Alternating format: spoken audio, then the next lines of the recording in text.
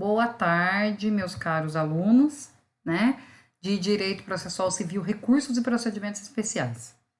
Hoje eu vou tratar aqui nessa videoaula de temas referentes a algumas espécies de recurso que nós iríamos ver na quarta passada, dia 18 de março, de manhã, né, e acabamos não vendo. Então, hoje nós vamos verificar essas questões, tá? E nós estávamos vendo sentença, lembrando que sentença é para, desculpa, apelação, lembrando que apelação é contra um conformismo, né? Para inconformismo de uma sentença ou de uma decisão interlocutória passível de não ser agravada, tá? Então, uma decisão interlocutória que não seja passível de agravo, ou seja, que não esteja no artigo 1015 e seus parágrafos, nós vamos ver já já, a sentença é apelável, tá? E algumas decisões interlocutórias que não estão no artigo 1015, não são passíveis de agravo, podem ser colocadas em preliminar de apelação. Eu enviei para vocês têm um tópico na sala virtual que eu criei, modelos de petições. Lá existem alguns modelos de recursos modelos não, são recursos que eu já fiz, eu só omiti algumas informações, né, partes, por óbvio, algumas datas, questões dessa natureza, mas o principal que era vocês verem como funciona um recurso, as petições, a petição de interposição, então vocês têm lá apelação, agravo de instrumento, salvo engano, contra razões de agravo retido, recurso especial, alguns recursos que eu já fiz, né? Eu já fiz tanto antes do CPC novo, né? O de 73 e depois. Eu tomei cuidado de colocar alguns recursos depois do CPC, tá? Novo, ok? Então, leiam também a título de curiosidade e de estudo, porque vocês. É interessante como a maioria dos alunos de vocês não tem ainda essa prática, né? Claro, não trabalham ainda na área, não estagiam, isso daqui a um tempo que vocês vão ver, significa que vocês vão poder ter acesso a algumas peças processuais, isso é muito interessante. Peças físicas, tá? Todas essas foram de processos físicos, dado que os processos eletrônicos em Minas ocorreram bem depois do que os daqui do estado de São Paulo, ok? Alguns exemplos de apelação sem efeito suspensivo. Nós vimos que a apelação possui como regra, né, suspender os efeitos da sua decisão. Mas existem algumas apelações, por regra, que não são dotadas de efeito suspensivo, tá? Automático. E muitos não estão no CPC, que é a ação civil pública, a sentença que concede mandado de segurança, que defere adoção, despejo e que destitui poder familiar. Essas ações são passíveis de cumprimento de sentença provisória, ou seja, vocês podem pedir para que a sentença seja cumprida de forma imediata, porque ela não foi, os seus efeitos não foram suspensos.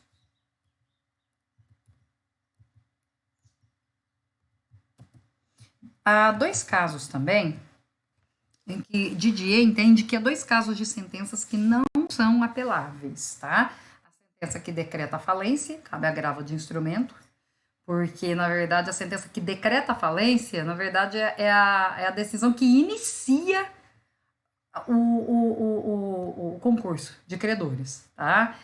E também sentenças proferidas em execução fiscal de valores inferiores às 500 ORTN, hoje é o IPCA, também são passíveis de um recurso que a gente acaba nem vendo hoje, que são os embargos infringentes de alçada. Os embargos infringentes em si até desapareceram do novo CPC.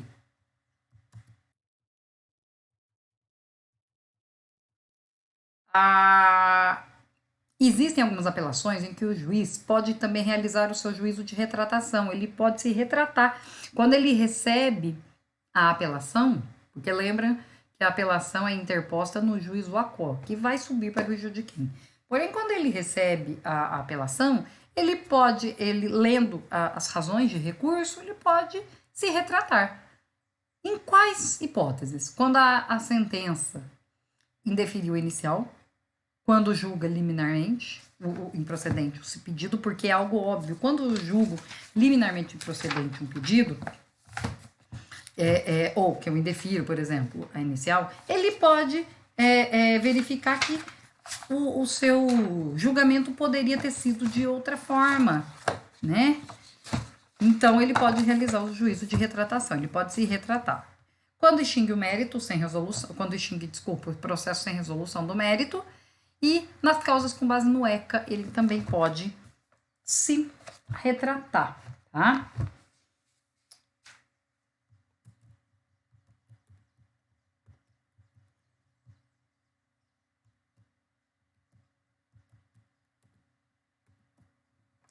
Julgamento de mérito pelo tribunal, né? Se o processo estiver em condição de julgamento imediato, o tribunal pode, desde logo, decidir o mérito, tá? Então, quando o processo está maduro, quando chega para o tribunal, o recurso chega ao tribunal, né? Ele pode, desde logo, decidir o mérito, sem passar, né? Sem, muitas vezes, passar por todo o processo por todo o procedimento recursal, né? Dentro do tribunal, né? Ele pode decretar a nulidade da sentença, constatar a omissão no exame de um dos pedidos, hipótese em que ele pode julgar esse pedido, pode decidir de imediato quando reformar a sentença fundada no 485. A sentença fundada no 485 é aquela em que o juiz não resolve o mérito, quando ele indefere inicial, o processo fica parado por mais de um ano por negligência das partes, etc. Ausência de legitimidade ou de interesse processual, tá? Então, nesses casos, o tribunal pode decidir desde logo, né? Quando o processo estiver maduro, né? Nós chamamos de processo maduro.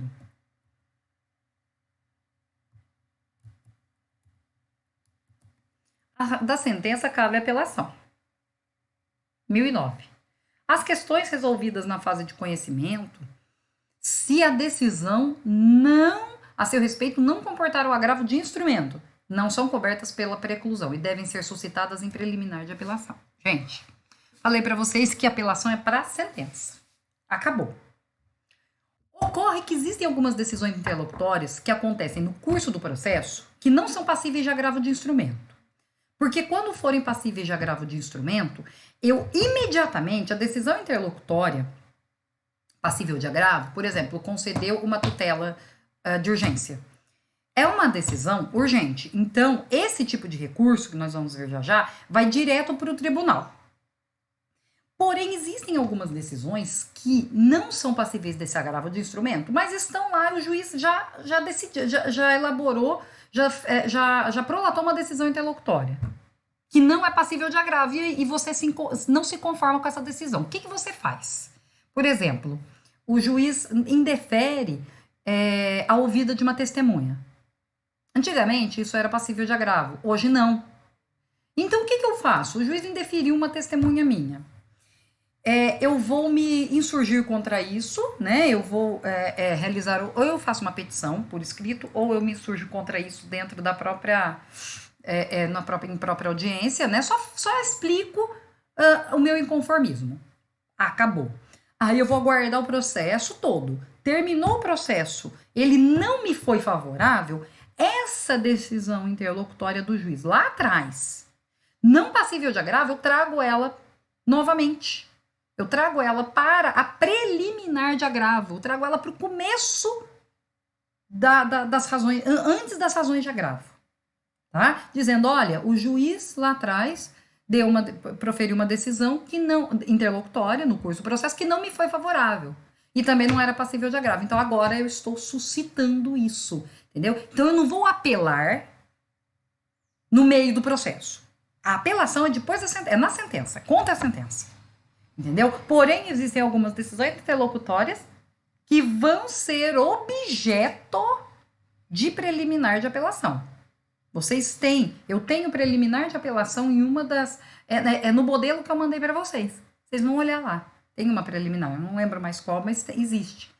Entendeu? Ou seja, são nas razões, nós temos as razões de apelação. Antes das razões, por isso chama preliminar, eu coloco, olha, uma decisão interlocutória X que o juiz deu nas folhas tais do processo, não era passível de agravo, só que eu não me conformei com essa decisão e ela me prejudicou agora. Eu peço para o tribunal analisar essa decisão interlocutória que estava lá atrás. Ok? Isso tem que ficar bem claro, tá, gente? Sentença, apelação contra a sentença. E se tiver questão já resolvida na fase de conhecimento, mas que não era uma decisão passível de agravo, eu vou aguardar e eu vou aguardar. Eu costumo colocar meu inconformismo na própria ação antes da apelação, justamente para dizer para o juiz, olha, não concordo com essa decisão. Né? E não importa se ele vai considerar a decisão ou não. É só para mostrar o meu inconformismo por escrito, de forma expressa. E se isso me prejudicar, eu vou colocar isso em preliminar de apelação. Tá? A apelação interposta por petição dirigida ao juízo de primeiro grau. Lembrem, e vocês agora têm modelo para vocês verem. Gente, o modelo que eu enviei para vocês é extremamente importante para que vocês olhem o modelo e falem, olha, é assim, nome, exposição dos fatos, as razões, o pedido de nova decisão. Pedido de nova decisão na apelação é a reforma ou anulação, tá? Da sentença. Tá ok? E nós sabemos que são 15 dias e contra-razões, o prazo para contra-razões também é de 15 dias. Lembrando que em apelação, o apelado também pode interpor o recurso adesivo, a apelação adesiva. Tá? Lembrem do recurso adesivo. É quando eu pego carona, entre aspas, no recurso do outro.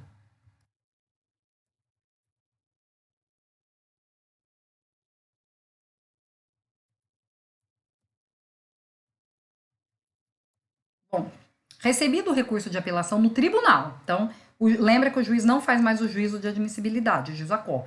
Ele recebe a apelação, se for o caso de juízo de retratação, ele se retrata. Se não for o caso, ele vai subir para o tribunal, o juiz acó. Lá no juiz acó, o relator do processo, tá? O que vai presidir o processo dentre os 3 juízes que a analisam, né? Vai decidir monocraticamente, ou seja, eu vou entrar aqui no artigo 932, um momento.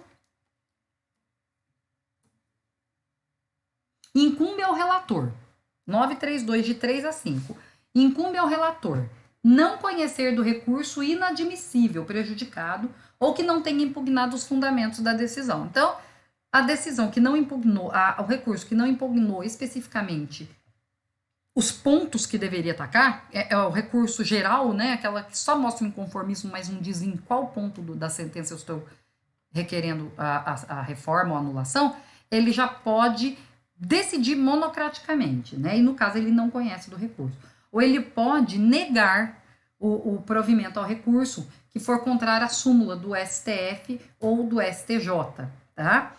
Ou também, depois de facultada a apresentação de contrarrazões, ele pode dar provimento ao recurso se a decisão for contrária à súmula do STF e do STJ, tá? Ou em acordo proferido em no STJ ou no STF, em julgamento de recursos repetitivos, porque apesar de não ser uma súmula vinculante, ele vincula as partes, né?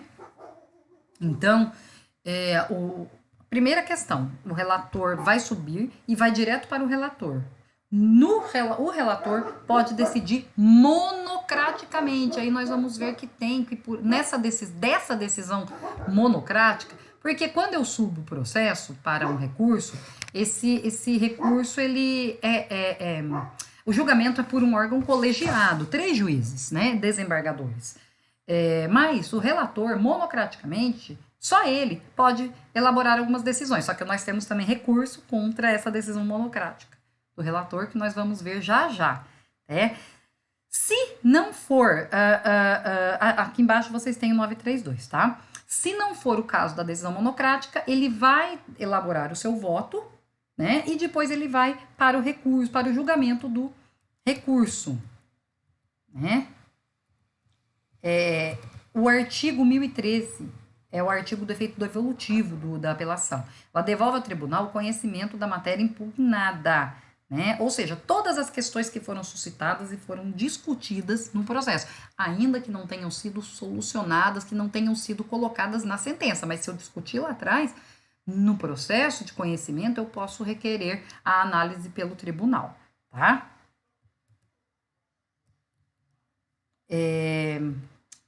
Aqui eu coloquei para vocês, gente, um passo a passo desse processamento. Então, os autos vão ser registrados, distribuídos e encaminhados para o relator. O relator, se for decisão monocrática, ele já vai elaborar. Se não for decisão monocrática, ele vai elaborar o seu voto e vai encaminhar o seu voto com o seu relatório para a secretaria do tribunal. Aí vai se marcar uma data para o julgamento. Esse julgamento é feito por 3 juízes e por maioria. No julgamento, quando há o julgamento, se forem, primeiro, as questões referentes à admissibilidade do recurso são julgadas primeiro, porque às vezes o recurso passou como se fosse admissível, ele foi conhecido, mas muitas vezes o recurso, existem algumas questões, os requisitos de admissibilidade, o juízo de admissibilidade, nós já vimos, e se houver alguma preliminar para analisar a admissibilidade do recurso, isso é verificado já no início do julgamento. Por quê? Porque no início do julgamento, se não foi admissível, eu já não vou nem conhecer o mérito. Mas foi considerado admissível. Aí os juízes desembargadores vão verificar separadamente, ponto por ponto, que foi colocado na apelação, tá? Então, se forem várias questões, cada uma é votada de uma forma separada, né? Cada um dos fundamentos, ok? E depois que eles proferem o voto, é elaborado o acórdão, ou a decisão conjunta do órgão, ok? O que acontece? O julgamento, como são 3, é claro que pode não ser unânime. Quando o julgamento não é unânime, e sendo essa decisão de mérito, o artigo 942 nos dá uma técnica que não existia.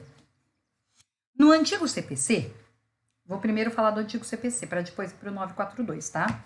No antigo CPC, o julgamento, quando não era unânime, era passível de um recurso chamado embargos infringentes.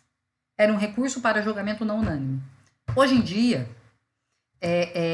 não há esse recurso mais, né? Com o CPC de 2015, o julgamento, quando ele não é unânime e é de mérito, né? Quando ele não é unânime e sendo de mérito, há o julgamento que a gente chama de estendido. O que é isso? Prossegue-se o julgamento com outros julgadores, independentemente de recurso, não há mais recurso, e nem requerimento das partes envolvidas, né? Prossegue-se o julgamento com outros julgadores para verificar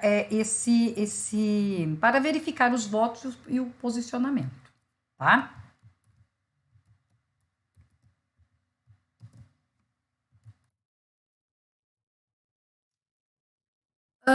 O processamento da apelação no tribunal, se for indeferimento de inicial.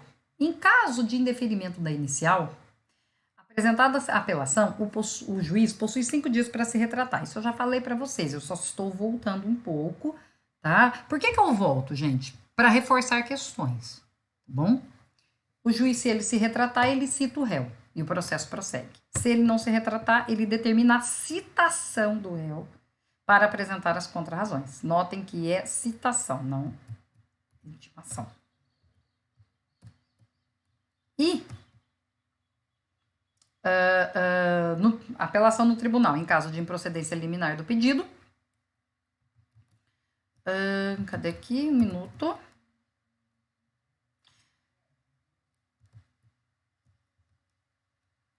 Aqui eu já estou indo para o agravo. Ok. As questões da apelação são essas, tá? Lembrem-se que nós temos essas fases, algumas fases aí. O julgamento da apelação costuma demorar, gente. O julgamento de recurso costuma demorar. Então, nós sempre pensamos muito bem para que para ver se realmente vale a pena recorrer, né? Tanto porque pode pagar preparo, né? Então a gente tem que pensar no preparo, temos que pensar na energia que desgasta as partes, não só o advogado, né? E parece, né, pelo procedimento que pode ser rápido, mas muitas vezes não é, tá? Porque pode ser que um dos juízes do processo, né, do recurso, queira, antes de proferir o seu voto em julgamento, pede vista do processo. O que é isso? Ele pede para analisar o processo. Então, não se tem, até que todos os juízes peçam vista ou analisem o processo, não se tem a designação do julgamento. Lembrando que nós podemos realizar a sustentação oral, que é ir até o tribunal. Eu falei para vocês, eu até encenei para vocês como é uma sustentação oral no tribunal, né? Inclusive, acho que foi ontem ou anteontem, foi aprovada a sustentação oral, agora eu não lembro em qual, depois eu vejo, eu não lembro em qual tribunal.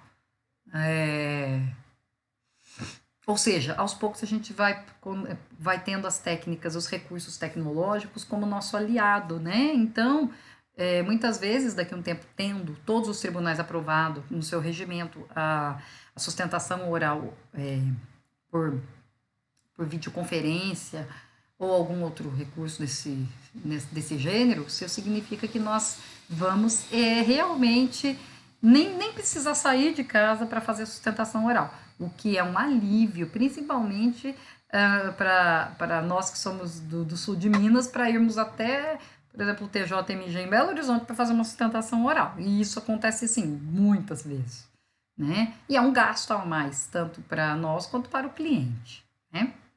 Bom, agora nós vamos para o segundo recurso em espécie. Nós vimos a apelação.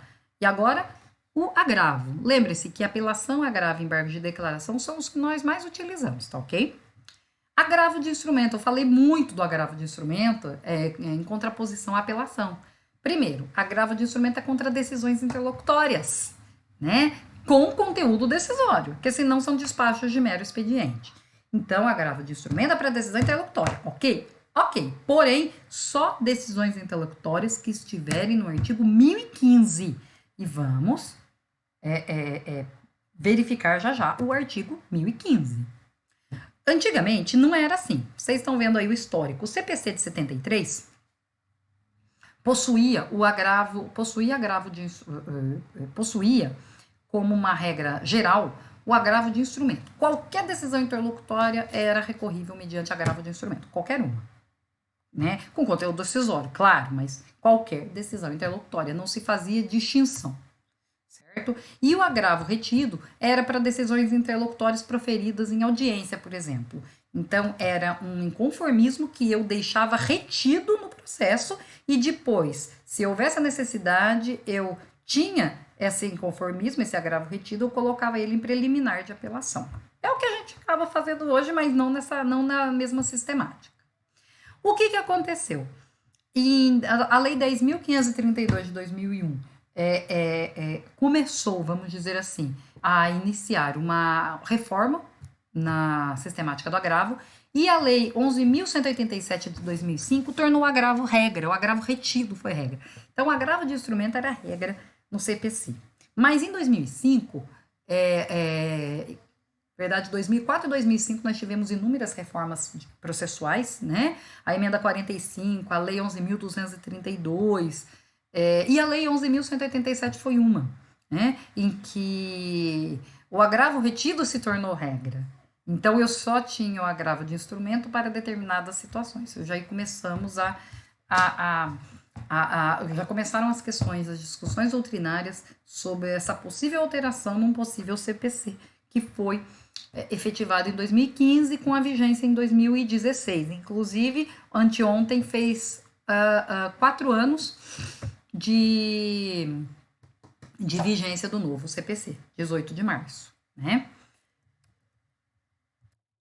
Então, no novo CPC, não temos mais o agravo retido. Esquece, não há mais agravo retido. E o agravo de instrumento? Agora, ele só é cabível de decisões interlocutórias sobre matérias versadas no 1015. Por quê? Porque hoje a ideia é que as decisões interlocutórias não sejam recorríveis em separado. Desafogar o judiciário. Eu só recorro de decisão interlocutória se elas estiverem no 1015. Se não estiverem, eu vou. Se eu tenho uma decisão interlocutória que não está no 1015, o que eu, advogado, vou fazer? Eu geralmente só coloco uma petição no processo demonstrando o meu inconformismo com aquela decisão e pronto. Se aquela decisão lá no final do processo me for desfavorável, eu vou colocar essa decisão interlocutória não agravável como uma preliminar de apelação. Lembrem-se disso, tá?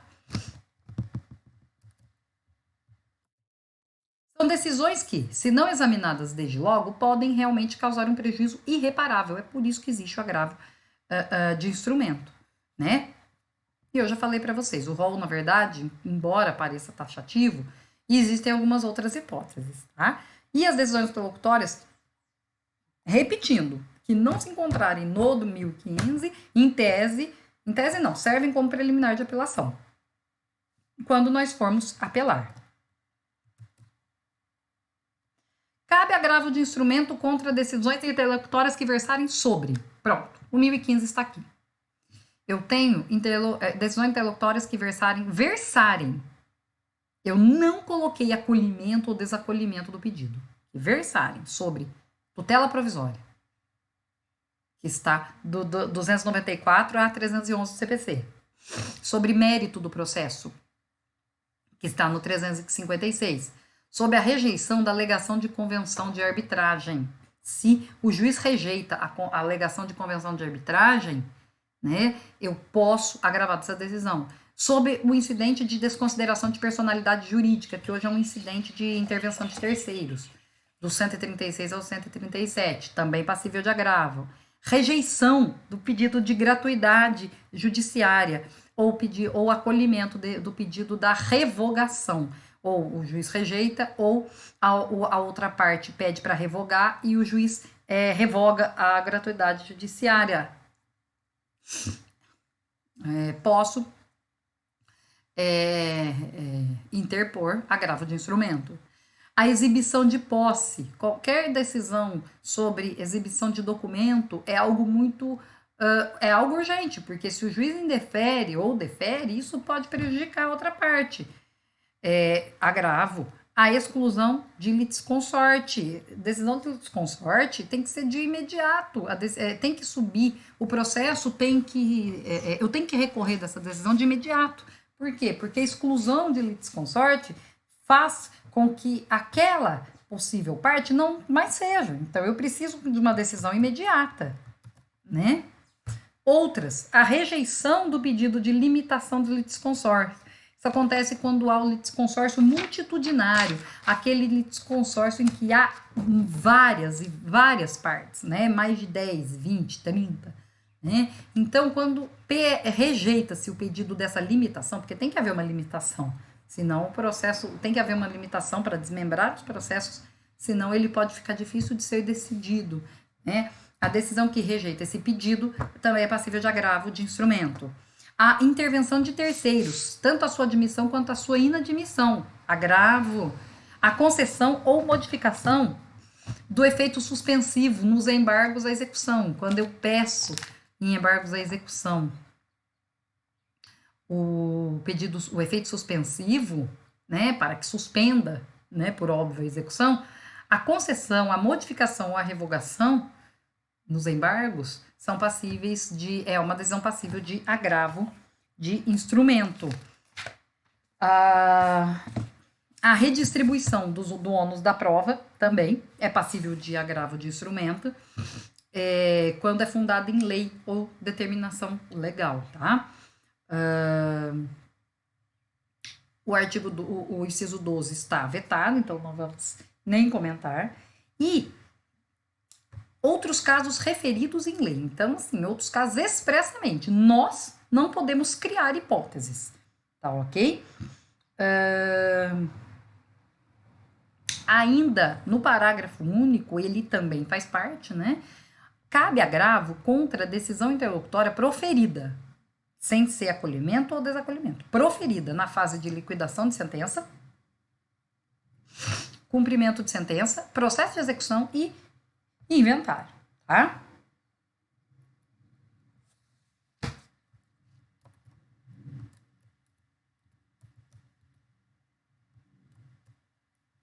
Bom, o agravo, lembrem que eu falei para vocês que o recurso é interposto no juízo a quo, que sobe o processo para o juízo de quem, ok? O agravo não.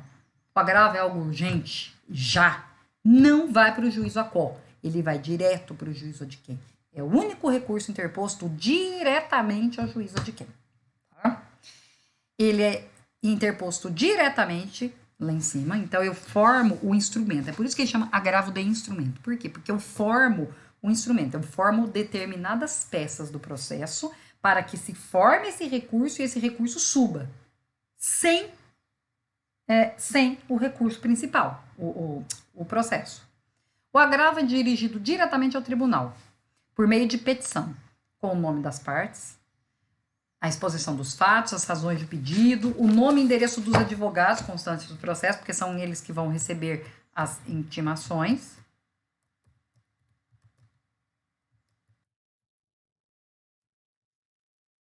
E a petição de instrumento, do agravo de instrumento, vai conter obrigatoriamente a cópia da inicial, da contestação, da petição que ensejou a decisão agravada, a petição e a decisão agravada, né? A certidão de intimação dessa decisão, que comprove a tempestividade, né? Eu tenho 15 dias. Lembrem-se que o agravo também é passível de prazo processual, 15 dias úteis, ok? E a procuração dos advogados. Com declaração de inexistência de qualquer dos documentos, feita pelo advogado sob pena de sua responsabilidade pessoal. Se eu não tiver nenhum desses documentos, o advogado pode entrar com agravo? Pode. Só que ele tem que se responsabilizar o advogado agravante, né? Ele tem que se responsabilizar pela inexistência desses documentos, né? O que hoje em dia é muito estranho, porque nós temos não só processos físicos com todas as peças, como o eletrônico que já está ali, né? E outras peças que eu reputar úteis, eu também coloco. Gente, geralmente eu coloco as principais peças do processo, não só as obrigatórias, mas as principais peças para o tribunal ver, tá? Existe, o agravo é passível de preparo, e aí depende dos emolumentos de cada estado, né, de cada tribunal de justiça.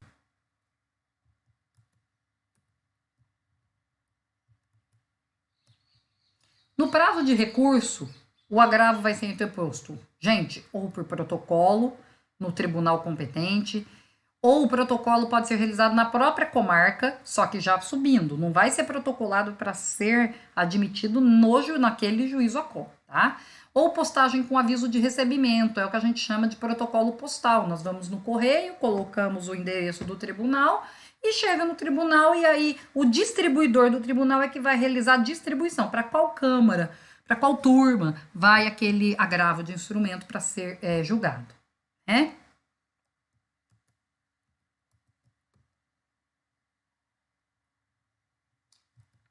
Aqui, gente, eu vou colocar. Aqui.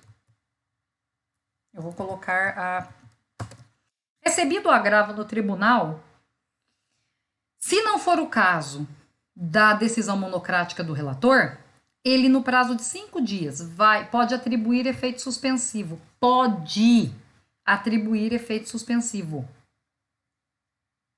àquela decisão. O agravo não é passível de efeito suspensivo imediato, automático. Se assim requerer o agravante, o relator vai fazer essa análise, tá? Ordenará a intimação do agravado com AR, para pessoalmente, quando não tiver procurador constituído, ou pelo Diário da Justiça, ou por AR, dirigido ao seu advogado, no prazo de 15 dias para contrarrazoar, ok? E determina a intimação do MP quando for o caso da sua intervenção, preferencialmente hoje em dia por meio eletrônico, né? Como é algo imediato, o 1020 já é bem claro. O relator solicitará dia para julgamento em prazo não superior a um mês da intimação do agravado. Se não contiver as peças obrigatórias, o relator extingue de imediato? Não. Ele concede 5 dias para que o agravante junte. Aí sim, se não juntar, ele indefere, ou melhor, ele não conhece do agravo, tá? As cópias não precisam ser autenticadas, né? O advogado ele já peticiona dizendo que ele é responsável e dizendo que aquelas cópias são autênticas, tá? Uma questão interessante, quando o processo é físico, eu tenho que informar ao juízo, a quo, a interposição do agravo. Eu não posso simplesmente deixar correr o agravo sem informar o juízo, senão o agravo lá em cima vai ser prejudicado, tá? Por quê? Porque o juiz pode muitas vezes exercer o juízo de retratação. Ele vai ver o agravo e vai falar, não, realmente o agravante tem razão, né?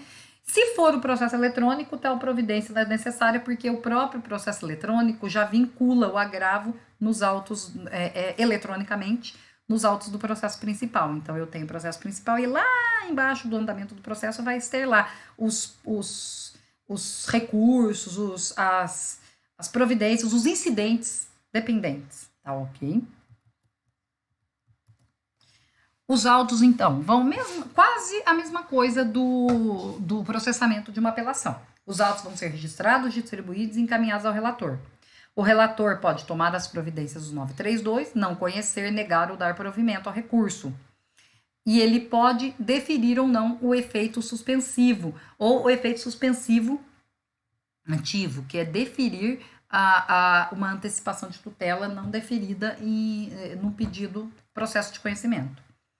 Eu intimo depois o relator, né, ou melhor, o tribunal intima o agravado para apresentar as contrarrazões, vista o MPC, se ele for intervir, marca-se a data para julgamento e o resultado por maioria. Mesma coisa, ok? Em relação à petição, né, de apelação, eu vou só pedir uma paciência. E nós vamos agora para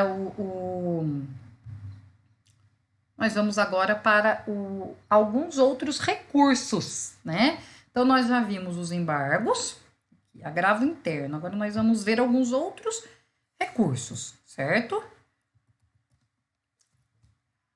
Agravo interno, né? O que é o agravo interno? Depois a gente vai para os embargos de declaração, tá ok?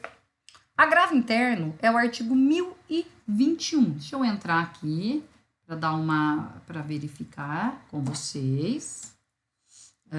Do agravo interno. É só o artigo 1021. Para que serve o agravo interno? Serve contra a decisão monocrática do relator. Lembra que o relator, monocraticamente, pode negar provimento ao recurso, não admitir o recurso, as causas do 932, principalmente de 3 a 5. E então, contra essas decisões monocráticas do relator, eu tenho recurso, o agravo interno, tá?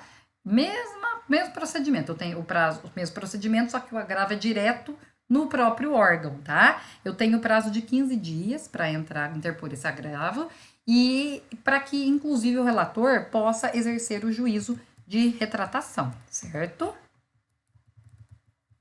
E algumas decisões monocráticas do relator. Ele pode antecipar a tutela, ele pode não conhecer do recurso, ele pode dar ou negar provimento ao recurso, né? E pode também haver o agravo interno contra as decisões do presidente ou do vice-presidente do tribunal de origem que indeferir o processamento de recurso especial e recurso extraordinário. Recurso especial e recurso extraordinário, geralmente eu entro no próprio tribunal de origem, para depois eu pedir o processamento do RESP e do RE, ou para o STJ ou para o STF. Mas pode ser que o presidente ou o vice do tribunal, quando ele vê um recurso especial, ele analisa o recurso especial ou o recurso extraordinário, ele não processe, ele não suba o processo, né, para o STF ou para o STJ, dessa decisão dele de indeferir o processamento, a subida dos autos no STF ou no STJ, quando se tratar de RISP ou de RE, né, de recurso especial ou de recurso extraordinário, eu também tenho o agravo interno. O recurso é examinado pela turma, como o agravo interno é contra uma decisão monocrática do relator, o recurso do agravo interno é julgado por quem? Examinado por quem? Pela mesma turma julgadora a quem caberia o julgamento do recurso, caso não tivesse sido proferida a decisão monocrática. Tá? Então, por exemplo, foi para a terceira Câmara Civil do TJSP, essa de Direito Civil, do TJSP. Nessa Câmara, o relator já indeferiu liminarmente o recurso. E se eu interpuser o agravo interno, essa mesma terceira Câmara de Direito Civil é que vai analisar o meu agravo interno. Se o meu recurso for considerado manifestamente inadmissível ou improcedente, em votação unânime, há uma condenação do agravante, há uma multa em favor do agravado, porque não haveria necessidade desse agravo, ok? Só lendo novamente o agravo interno. 1021. Contra a decisão proferida pelo relator, caberá o agravo interno para o respectivo órgão colegiado, para o respectivo órgão colegiado. Observadas, quanto ao processamento, as regras do regimento interno do tribunal. Na petição de agravo interno, o recorrente impugnará especificamente os fundamentos da decisão agravada. Eu tenho que especificamente, gente, qualquer recurso, eu tenho que impugnar pontos específicos do que eu estou recorrendo. Não é simplesmente fazer uma fundamentação genérica. Tá? O agravo será dirigido ao relator, que intimará o agravado para manifestar-se sobre esse recurso. Não havendo a retratação do relator, ele vai levá-lo para julgamento. Tá? É vedado a ele limitar-se aos fundamentos da decisão agravada, tá? Porque o relator vai participar novamente do julgamento. E aí? E aí que ele provavelmente vai dar a mesma decisão, mas ele não pode se limitar a reproduzir os fundamentos da decisão objeto do agravo, né? Então, ele já deu uma decisão indeferindo o processo, por exemplo.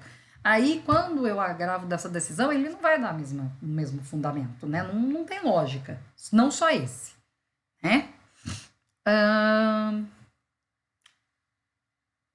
Já falei do parágrafo 4º. E o parágrafo 5º. A interposição de um outro recurso está condicionada ao depósito dessa multa. Então, se o agravo interno for declarado manifestamente improcedente, em votação unânime, e o agravante for condenado a pagar a multa fixada, a interposição de qualquer outro recurso está condicionada a esse depósito dessa multa. Tá? Isso se ele não for beneficiário da justiça gratuita, né? Bom, chegamos agora aos embargos de declaração. Notem que nós terminamos de ver apelação, agravo de instrumento, agravo interno e embargos de declaração. Bom, o que são os embargos de declaração? Embargo de declaração é contra omissão, obscuridade ou contradição de uma decisão judicial. Ele está no 1022 a 1026 do CPC. Serve para corrigir também erros materiais. O que são erros materiais? Uma palavra errada sem alterar o mérito, óbvio, né? Um índice não. Apenas alguns erros que não precisariam ocorrer, né? Uma vírgula errada, por exemplo. Tá? Bom, embargo de declaração. Esse recurso é direto para o juízo ACO e fica nele. Tá? E qual é a grande diferença de todos? Esse recurso, primeiro, ele é direto para o juízo ACO, por quê? Porque é algo óbvio. Omissão, obscuridade ou contradição, eu tenho que pedir para quem prolatou a decisão. Para que eu vou recorrer disso para outro órgão? Tá? Então, se a decisão está omissa, obscura ou contraditória, eu vou pedir, né? Vou solicitar que aquele juízo ACOB esclareça, verifique qual é a se há ou não há contradição, né? Então, é direto para o juízo ACO e interrompe o prazo para outros recursos. Porque nós sabemos que quando há sentença, até vou olhar aqui, quando há sentença, vamos colocar de sentença, há o prazo de 15 dias para eu recorrer. Se nesse prazo de 15 dias, eu ou a outra parte, ambos vencidos, né? Se um de nós interpusermos os embargos de declaração só para pedir, para verificar a omissão, contradição ou a obscuridade da sentença, interrompe o prazo do recurso, voltando a correr depois da decisão dos embargos, ok? Esse recurso, então, é direto, tá? Nos embargos de declaração, não há, então, pedido para reforma ou anulação de uma decisão. Ela se presta para sanar contradições. Ela é interposta diretamente ao juízo que proferiu a decisão. E a sua interposição interrompe o prazo para qualquer outro recurso. Então, a gente fica até, entre aspas, tranquilo. Que é quando nós interpomos, ou a outra parte interpõe embargo de declaração, a gente fica esperando essa decisão, e enquanto isso a gente vai analisando um outro possível recurso, uma apelação, um agravo. Né? Por quê? Porque esse prazo está ali parado por enquanto. Né? Bom, obscuridade, falta de clareza, é uma decisão incompreensível, uma decisão ambígua. Contradição é quando o juiz, no seu, em toda a sua fundamentação, ele faz um fluxo de ideias. Chega no dispositivo, o dispositivo totalmente é contrário ao fluxo de ideias da fundamentação. Ora, ele não foi coerente, né? Então, há uma contradição aí. Eu interponho o embargo de declaração para que o juiz me explique isso. Omissão. Se o juiz deixar de se pronunciar sobre um dos pontos que deveria ter se manifestado. Então, ele foi omisso, né? Então, eu verifico a possibilidade de ele efetivamente se manifestar. E erro material é um erro de cálculo, um erro de expressão, um erro que, na verdade, é facilmente entendível, subentendido, e que não traz grandes prejuízos, não traz prejuízos, né? Porque se trouxer, eu posso mudar a decisão, e aí é muito complicado. Antigamente,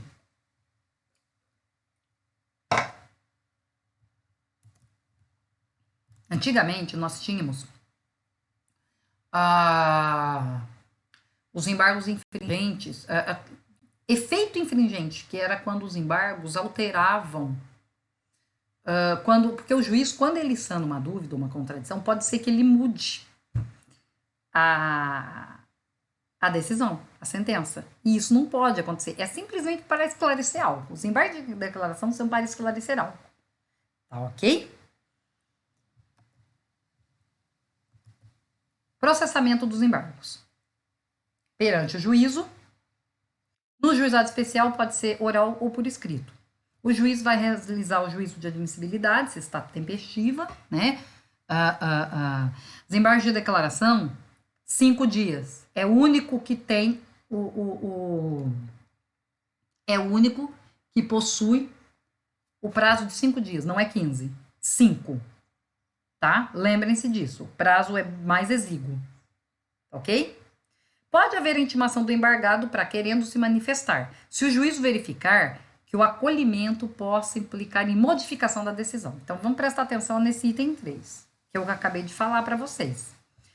Se o juiz, quando verificar os embargos, perceber que se acolheu os embargos e ele demonstrar que a sentença não está obscura, ou ele, com a decisão dele, ele verificar que a sentença pode modificar, a decisão pode ser modificada, ele intima o embargado para se manifestar em 5 dias, tá? Por quê? Porque a sentença, a decisão, ela já está posta. Nos embargos é só para um esclarecimento. Se desse esclarecimento puder mudar a decisão, aí eu tenho que intimar a outra parte, tá? Os embargos, então, são opostos em 5 dias. O único prazo do CPC de recurso que não seja 15 dias são os embargos de declaração. 5 dias de impetição dirigida ao juiz com indicação. Indicação. Então, não é simplesmente falar que a sentença errou. Eu tenho que indicar onde eu vejo o erro, a obscuridade, a contradição ou a omissão. E não se sujeitam a preparo. Por quê? Porque, na verdade, é um recurso que está praticamente dentro do próprio processo, tá?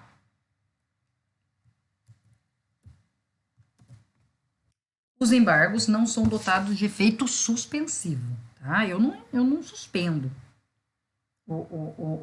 a decisão porque eu entrei com os embargos. Mas o relator, o juiz, pode conceder, se demonstrado um risco de grave dano, né? Só que o principal está no 1026 caput. Os embargos não possuem efeito suspensivo. Ok. Mas interrompem o prazo para interposição de recurso. Então, eles interrompem todo e qualquer prazo. Tá? De interposição de recurso. Que eu acabei de falar para vocês. Eu interpus embargos, eu aguardo os embargos. Então, se eu entrei com os embargos para sanar a dúvida, só que eu já estou pensando, é uma sentença, eu já estou pensando em apelar. Eu vou apelar agora? Não.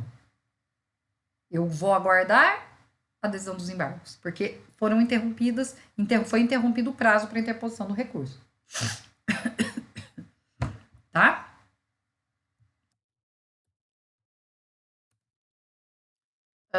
Já falei para vocês, o acolhimento dos embargos pode modificar a decisão, né? Pode modificar aquela decisão. É o que a gente chama de embargos com efeito modificativo. Para isso, o embargado, a outra parte, tem que ser intimada para se manifestar em 5 dias. A única coisa que não pode acontecer é que o magistrado não pode modificar sua convicção ou reexaminar uma prova com base nos embargos. Isso já era para ter acontecido no processo de conhecimento. Os embargos não podem servir para que o juiz modifique a sua convicção. É simplesmente para esclarecer. Se desse esclarecimento houver a modificação da decisão, aí é diferente. Tá? Mas o fundamento não pode ser o mesmo, tá ok? Ou seja, vou repetir, o juiz, nos embargos de declaração, ele vai clarear a decisão, ele não pode modificar a decisão. Porém, nesse clareamento da decisão, pode ser que ela se modifique. Se ele antecipar, já vislumbrar que pode ser modificada a decisão por conta do clareamento, não porque ele vai modificar a convicção dele, mas por conta do clareamento, eu tenho que, ele vai intimar a outra parte, que é o agravado, o embargado, para que ele se manifeste também em 5 dias.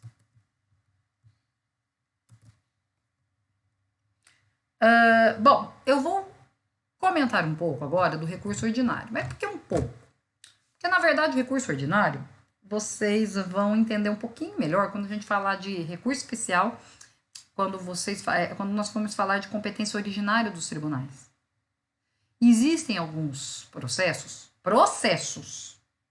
não falei recurso, existem alguns processos que são de competência originária dos tribunais. Alguns crimes políticos, habeas datas e habeas corpus contra determinados agentes políticos, ação direta de inconstitucionalidade. Existem processos que só são ajuizáveis no tribunal. Então, a gente diz que esses processos são de competência originária. Originária por quê? Porque é um processo comum. Só que em vez de eu ajuizar no juízo de primeira instância, eu vou ajuizar no tribunal. Só que esse tribunal, quando é competência originária, ele é o meu juízo de primeira instância, porque eu estou ajuizando diretamente nele. E o que é o tal do recurso ordinário? Entre aspas, eu vou falar de uma forma simples agora, tá? Nós não temos, lá no processo de primeiro grau, contra a sentença, quando chega o processo no final, tem a sentença. Da sentença não cabe apelação? O recurso não é apelação?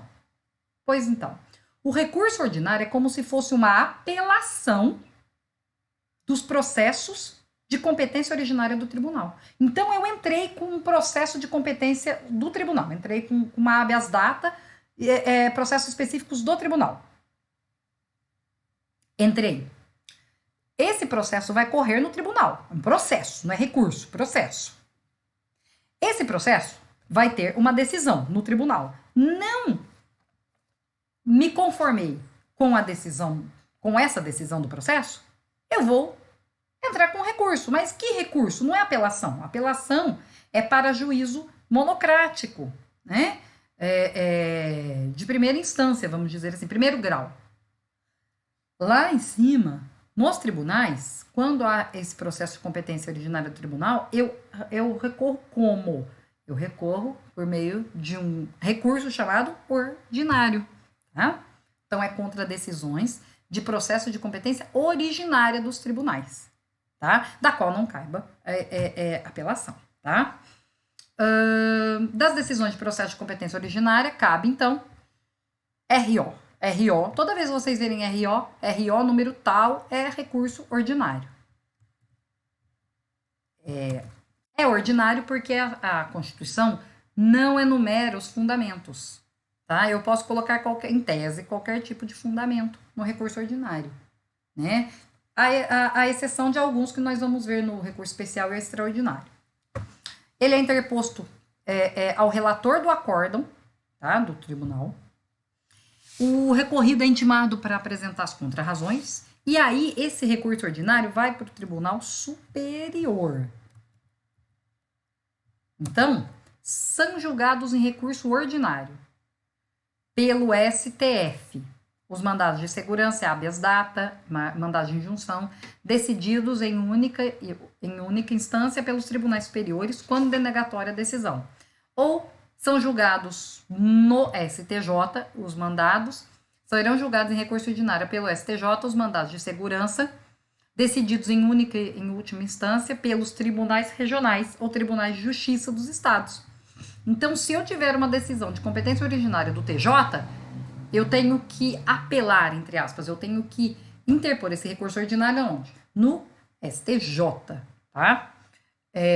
O STF é para decisões específicas de tribunais de instâncias superiores, tá? O TST, o TSM, o militar, o TSE, né? Então, o STF é para o recurso ordinário para o STF são de decisões de tribunais superiores, que vai para o STF, é a nossa última instância.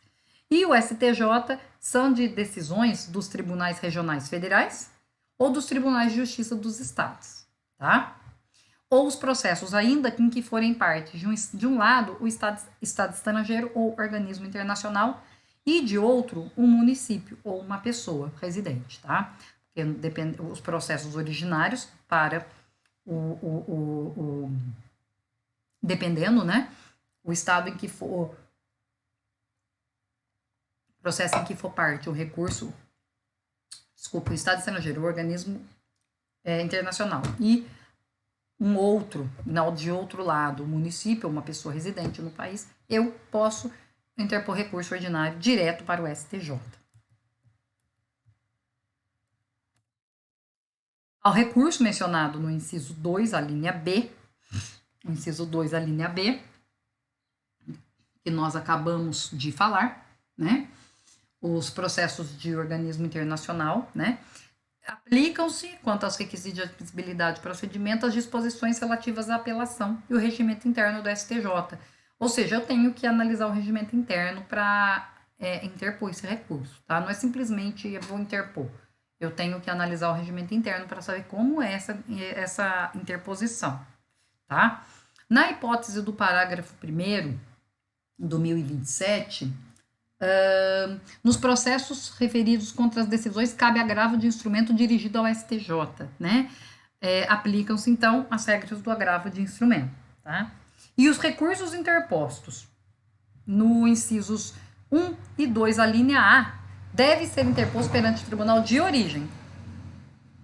cabendo ao seu presidente determinar a intimação do recorrido para apresentar as contrarrazões. Apresentou as contrarrazões, sobe para o Tribunal Superior, independentemente, diz o juízo de admissibilidade. Por quê? Porque aqui ele é o juízo ACOI, ele só vai receber o recurso e mandar processar para a superior instância. Né? Aqui eu já falei, na verdade, vamos entrar no Código, na Constituição Federal.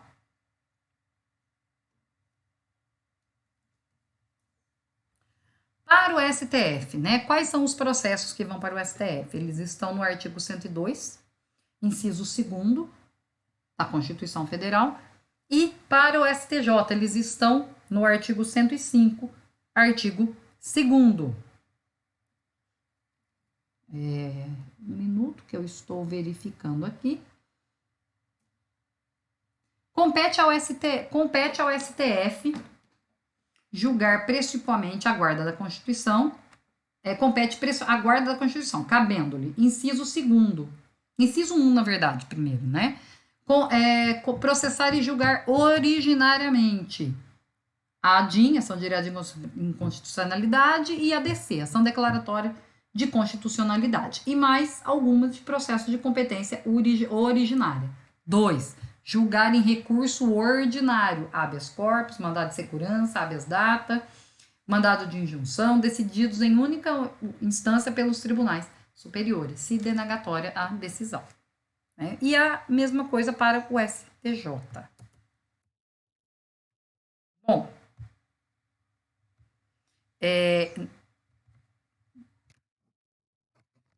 nesse caso, então nós hoje falamos, eu acabei até falando de uma forma rápida, nós falamos sobre, terminamos a apelação, vamos lá, apelação, agravo de instrumento,